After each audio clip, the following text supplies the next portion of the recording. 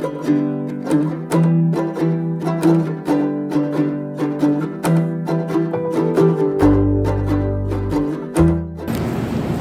guys, mayroon na naman tayong aayusin na printer na ang kanyang brand is Brother, and then kanyang model is, ayan, makikita natin na DCP-T710W, at yung kanyang problem guys ay makikita lang natin sa kanyang display monitor.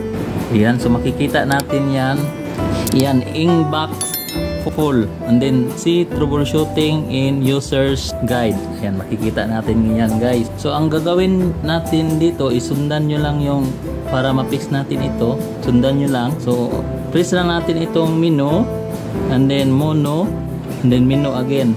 Ayan, makikita natin yung kanyang error, machine error 4600. Ayan, then ang gagawin natin dyan is press lang natin itong arrow up.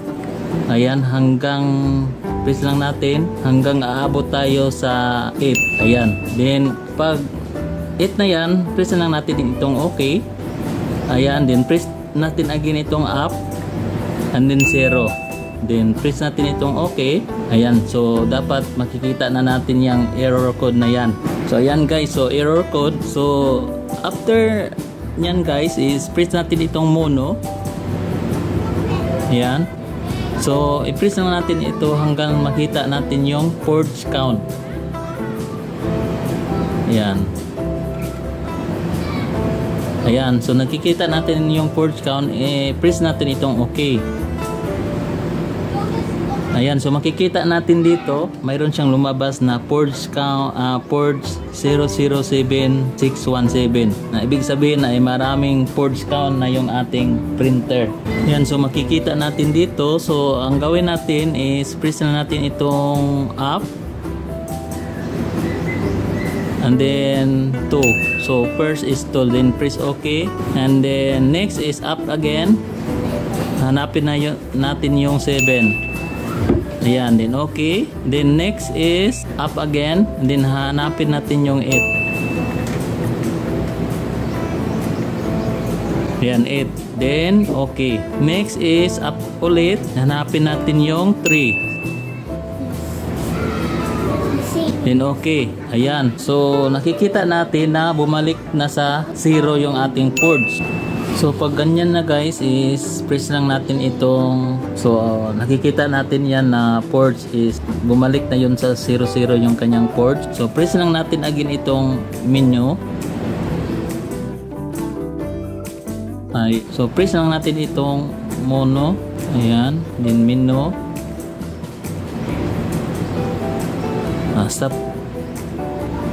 So press lang natin itong stop. Ayan, so ganyan ulit siya. So again, press natin itong menu, din mono, din menu. Yan. So error code again. So punta naman tayo sa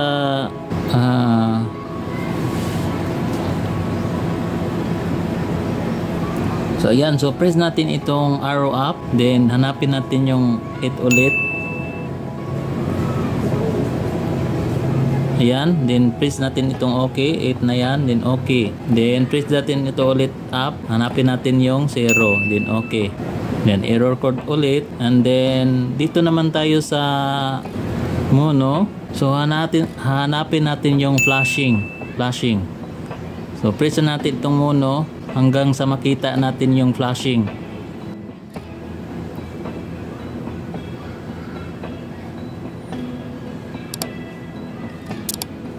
Ayan, nakikita na natin yung flashing.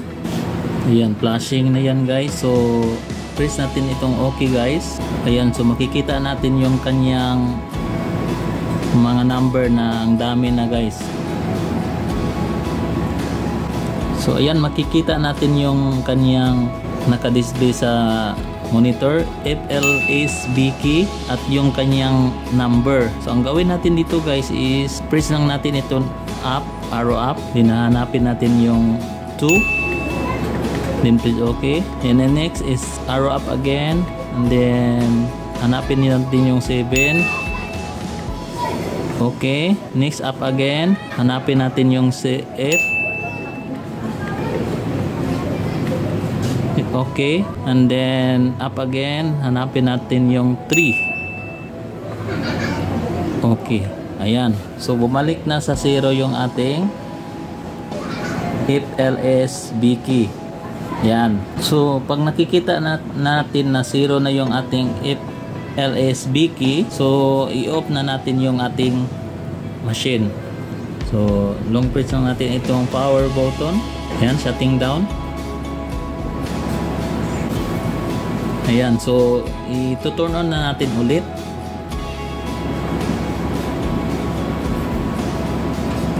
Ayan, so normal na rin, okay na yung ating printer. Balik na sa normal. Ayan. So try lang natin mag photocopy. Copy lang tayo.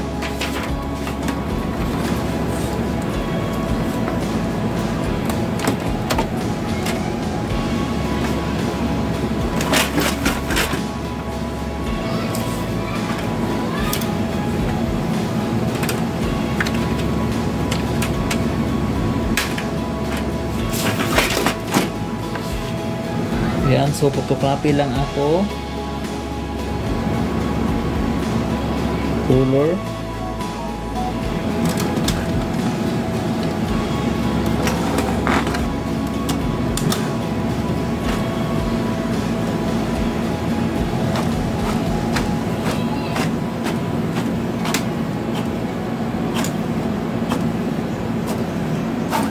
Ayan, so okay na yung ating printer guys.